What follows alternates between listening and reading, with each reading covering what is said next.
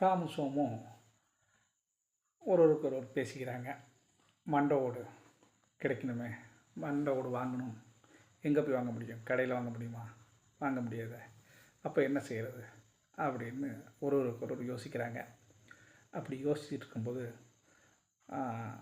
ராமு சொல்கிறான், நம்ம ஊர் இந்த சுடுகாட்டுக்கு காவலாளி இருக்கானே வெட்டியான், அவன்கிட்ட கேட்டால் அவன் கொடுப்பான் ஆன்னு சொல்கிறான். சரி ரைட்டு அப்படின்ட்டு இங்கேருந்து போய் இவங்க சிறுவர்கள் தானே, சிறுவர்கள்னால் ஒரு 17 வயசு 18 வயசு இருக்கும், அவ்வளோதான் இருக்கும். 2 பேருக்குமே 18 தான் இருக்கும் வயசு.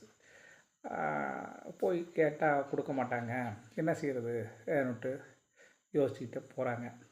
போயிட்டுருக்கும்போது அந்த ஊர் அந்த சுடுகாட்டு காவலாளி அதான் வெட்டியான், அவரை போய் பார்க்குறாங்க. அவரை போய் பார்த்தோன்னே அவர் என்னப்பா வேணும், என்ன விஷயம்னு கேட்குறாங்க. கேட்டோடனே சொல்கிறான், இது மாதிரி எங்கள் ஸ்கூலில் ஒரு ஆய்வகத்துக்காக ஒரு மண்டை ஓடுக்கு தேவைப்படுது, அது கொடுத்தீங்கன்னா கொஞ்சம் நல்லாயிருக்கும் அப்படின்னு சொல்கிறாங்க.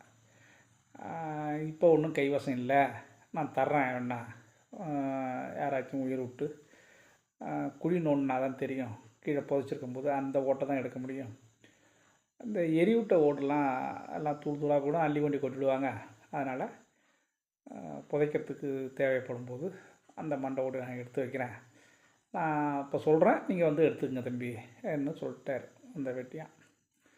அதோட இவங்க புறப்பட்டு வந்தாங்க. வந்து கொஞ்ச நாள் அவங்க கிளாஸுக்கு போகிறாங்க. அப்படி போயிட்டு இருக்கும்போது இந்த ஆசிரியரும் ஒரு விதமாக, என்னப்பாச்சு மண்டை ஓடெலாம் கிடச்சிதா, ஆராய்ச்சி பண்ணிங்களான்னு கேட்குறாரு. அவருக்கு எப்படி தெரிஞ்சதுன்னு தெரில. அவர் கேட்குறார். கேட்டோன்னே இல்லைங்க அதெல்லாம் ஒன்றும் இல்லைன்னு சொல்லி மழுப்பிட்டு, அவங்க தாத்தா தான் எல்லாம் ஆராய்ச்சிலாம் செய்யக்கூடாதுன்னு சொல்லியிருக்காங்கல்ல, அதனால் வேண்டி அதை வெளியில் விடாமல் இந்த ரகசியத்தை பாதுகாக்கிறாங்க இந்த 2 பையனும், ராமும் சோமும். அதோட இவங்க 2 பேருமே பள்ளியிடம் போகிறாங்க, பரீட்சை எழுதுகிறாங்க, பாஸ் பண்ணுறாங்க. இது எல்லாமே நடக்குது, ரெகுலராக நடந்துகிட்ருக்கு. மண்டை ஓடு மட்டும் இன்னும் கைக்கு வரல. கைக்கு வந்தோன்னே தான் அடுத்த நடவடிக்கையை பற்றி உங்களுக்கு நான் சொல்ல முடியும். மண்டை ஓடு வெகு விரைவில் வந்துடும். வந்தோடனே இந்த கதையை நான் உங்களுக்கு நாளைக்கும் சொல்கிறேன், நாளைக்கு தொடர்ந்து சொல்கிறேன். இன்றைக்கி பார்த்தமைக்கு நன்றி. நாளை தொடரலாம். வாழ்த்துக்கள்.